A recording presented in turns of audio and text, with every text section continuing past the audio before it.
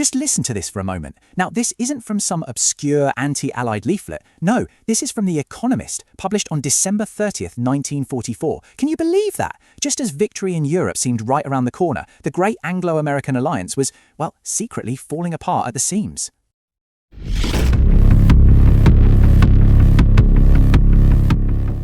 So today, we're travelling back to 1945, but we're doing it in a very specific way. We're leaving all our hindsight at the door. We're going to experience this incredible year as it actually happened, through the eyes of journalists who were right there on the ground.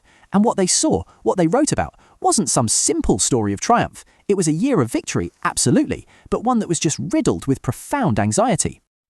We've broken this down into 4 parts. First, we'll look at the deep cracks that were forming in the Allied coalition. Then, we'll witness the final violent collapse of the Third Reich. After that, we'll walk through the ruins of a defeated Germany. And finally, we'll watch as the victors try to build a new world, even as they were already starting to drift apart themselves.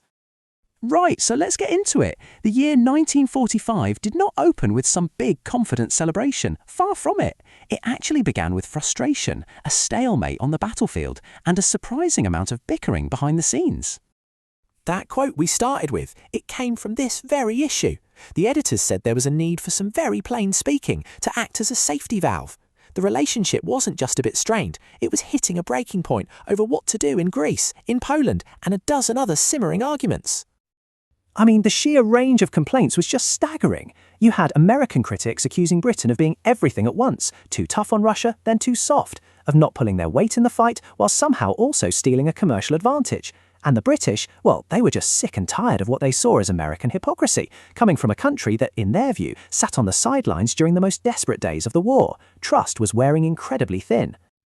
And all this political gloominess, it was perfectly mirrored on the battlefield. The new year kicked off not with a final glorious charge, but with a real sense of disappointment.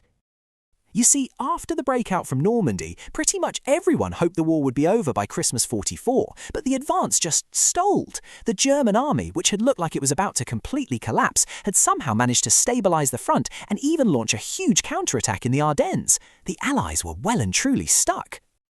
And The Economist made this absolutely crucial point. The Allies were actually accidentally helping the enemy.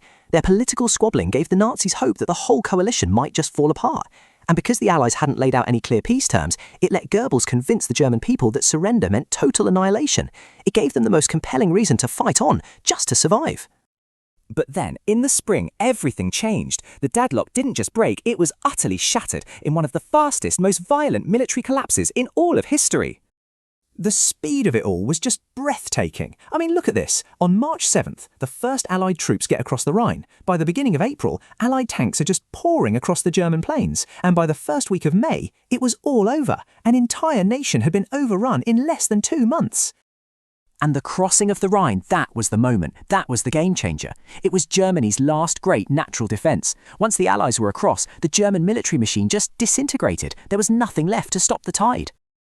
As May began, the end of the regime was brutally, horribly clear. Mussolini had been executed by partisans, and Hitler, according to reports out of Hamburg, was dead. And this was no heroic Wagnerian last stand. No, the Nazi leadership just dissolved in a frenzy of score-settling, suicides, and desperate attempts to flee. As the magazine put it, it was a gangster's end. Total, squalid, and pathetic. So, victory was achieved. The war in Europe was finally over, but that moment of triumph was immediately followed by a chilling, confusing, and brand new reality. The fighting had stopped, sure, but what was left in its place? Well, the answer was a void, a human catastrophe on a scale that's almost impossible to wrap your head around. To try and understand this, let's follow a special correspondent for The Economist who travelled into Bavaria in June 1945, just a few weeks after the surrender. He described the journey as being like something out of a dream. This right here is the heart of what he saw. German society hadn't just been defeated, it had effectively ceased to exist. The entire nation had dissolved into millions of isolated individuals, each one just consumed by their own private fears and worries. There was no Germany left, only Germans. Our correspondent noted 4 key things. First, that feeling of atomization we just talked about. Second, a huge psychological shift where Germans suddenly saw themselves purely as victims, conveniently forgetting their role as accomplices. Third, the roads were just a chaotic torrent of humanity, surrendered soldiers, refugees, liberated slave labourers, camp survivors, and finally, the Allied military government had banned all political activity, creating a total political vacuum. And it was into this vacuum that the victors now had to step, facing the enormous task of building a new world order, all while their own alliance was visibly cracking. So, in July, you have the big three leaders meeting at Potsdam, just outside the ruins of Berlin. They were no longer just war leaders, now they were the architects of the peace, and their blueprints for the future couldn't have been more different.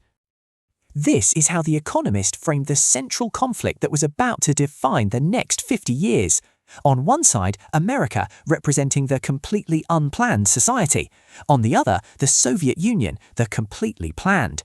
Two fundamentally opposed ideas about how the world should work, now staring each other down over the corpse of Europe.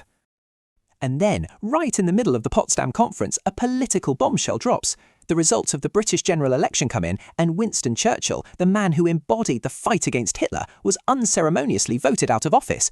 A new Labour government took power, adding yet another layer of uncertainty at this incredibly critical moment. Then, just 2 weeks later, a new and terrible force entered the world stage. The atomic bombs fell on Japan, bringing the Second World War to its final shuddering end. A terrifying new chapter in human history had begun. The war was won, but that victory, delivered by a weapon of unthinkable power, didn't bring peace of mind. It ushered in a whole new age of anxiety, a new set of fears for a world that had only just survived the old ones. The year of victory was also, it turns out, the year the Cold War and the atomic age truly began.